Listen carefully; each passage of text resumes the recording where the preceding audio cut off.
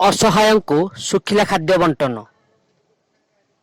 Corona महामारी समय जीवन जीविका उजुड़ जावा पर जीवन सहित संग्राम करथुवा अनेक गरीब असहाय अवस्था रे जीवन अतिबाहित करुछंती। लोक माने दीर्घ 2 वर्ष धरी निज जीविका हराया पर खाद्य पाई आउट पाउट होउछंती।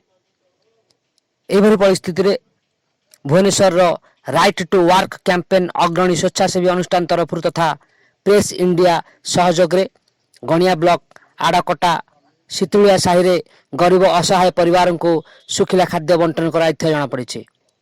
यह परिस्थिति रे उक्त अनुष्ठान तरफ गरीब जनसाधारण को सहायता हाथ बढ़ाई।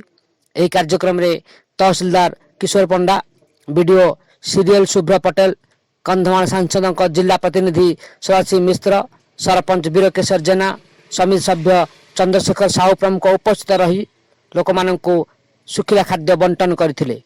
आगामी दिन में ब्लॉक प्राय 210 जन असहाय परिवार को खाद्य बंटन करा जियो बोली सांसद प्रतिनिधि प्रकाश करिसेंती।